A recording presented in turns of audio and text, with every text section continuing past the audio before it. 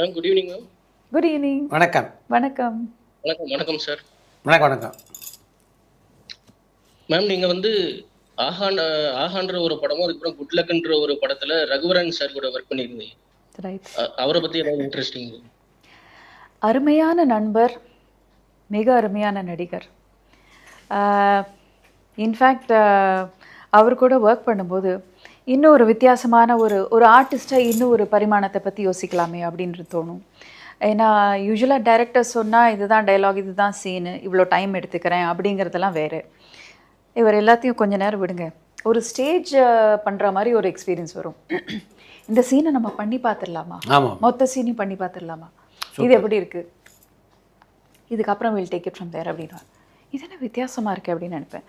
But ஒரு dancer அப்படிங்கிற முறையில் அண்ட் ஆல்சோ கண்டெம்ப்ரரி டான்ஸ் எல்லாம் பண்ணதுனால, நிறைய கண்டெம்ப்ரரி டான்ஸர்ஸோடலாம் ஒர்க் பண்ணதுனால எனக்கு இது ரொம்பவே சுவாரஸ்யமாகவும் அண்ட் இது கட்டாயம் செய்ய வேண்டிய ஒன்று அப்படின்றதே சொல்லலாம். ஸோ அது அது போக நான் டெலிஃபிலிம் ஒன்று டைரக்ட் பண்ணியிருந்தேன். அதில் முதல்ல அவர் தான் நடிக்கிறதா இருந்தது. அண்ட் அவருடைய shooting he had to be in Hyderabad. So அதால் எனதே ஒரு லாஸ்ட் மினிட்ல ஒரு 4 days ஷூட் பண்ணி ஆகணும் அப்படிங்கிறதுனால, ஸோ அதனால் அவர் நடிக்க முடியல. அதுக்கப்புறம் பிரகாஷ் ராஜ், எனக்கு தெரிஞ்சு அவர் முதல்ல டெலிவிஷனாக ஒரு டெபியூ அவருக்கு அதுதான். அண்ட் படம் கூட அப்போ தான் கேபி சார்து ஃபர்ஸ்ட் ஷெட்யூல் முடிச்சிருந்தாரோ or I just heard from that, not sure about it. இவரதை பற்றி ஒரு சாங் ஒன்று பார்த்துருந்தேன்.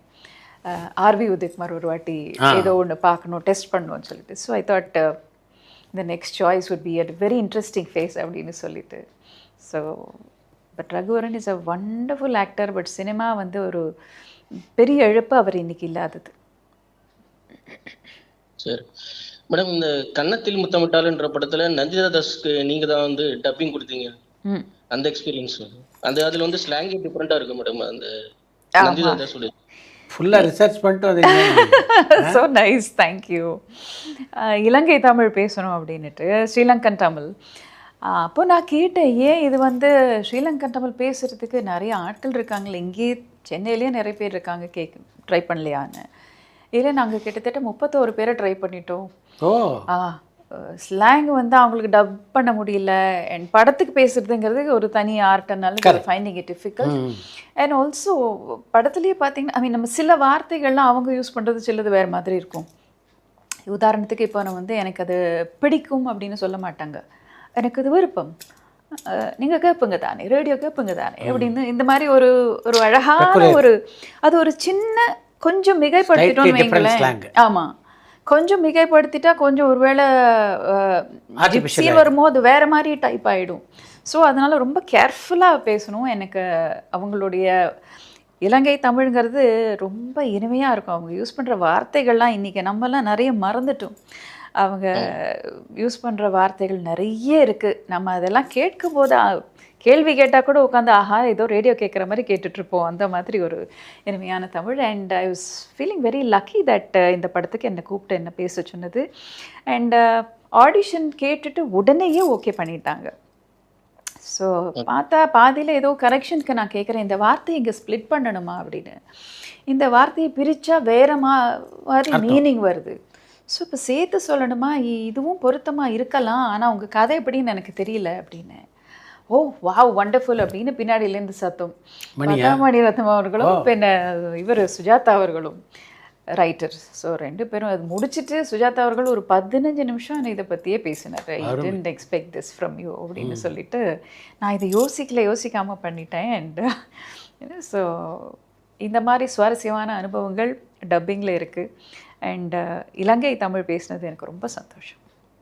டிஎன்ஏ படத்துல நீங்க ஒரு லிரிக்ஸ் எழுதிருக்கீங்க. ஆஹா, ரொம்ப ஆச்சரியமா இருக்கு இவர் இது கேட்கறது. தேங்க்யூ. அந்த எக்ஸ்பீரியன்ஸ் அது வந்து இயக்குனர் சுரேஷ் பாபுன்னு மலையாளத்தில் ஒரு பெரிய டைரக்டர். அவர் வந்து நான் வந்து மம்முட்டியோடைய சிஸ்டர் சன். அவர் வந்து இந்த படத்தில் டெபியூவாக இருக்குது, இந்த படத்தில் அறிமுகப்படுத்துகிறேன். இந்த படத்தில் வந்து அவர் தமிழ் கேரக்டர் பண்ணுறாரு, அதனால் நீங்கள் தமிழில் ஒரு பாடல் எழுதி கொடுக்கணும் அப்படின்னாரு. நீங்கள் சினிமா பண்ணுறீங்க, அவர் டெபியூ படம் நான் தான், நீங்கள் வேறு யாராக பாருங்கள், I will introduce you to lot of lyricist அப்படின்னு. நீங்கள் பண்ணுங்க, எனக்கு தெரியும் நீங்கள் டிவோஷனல் ஆல்பம்லாம் எழுதியிருக்கீங்க, எனக்கு நீங்கள் தான் வேணும் அப்படின்னாரு. சரி நான் எழுதி தரேன், உங்களுக்கு பிடிக்கலன்னா you can always been it அப்படின்ட்டாங்க. பட் அவருக்கு ரொம்ப பிடிச்சது. It's a டூஎட். ஸோ ஆணுக்கும் பெண்ணுக்குமான ஒரு பாடல் அது. ரொம்ப நல்ல அனுபவம், எனக்கு ரொம்ப சந்தோஷமாக இருந்தது இந்த பாட்டு எழுதுறது. சரி, தேங்க்யூ ஃபார் ஆஸ்கிங் திஸ்.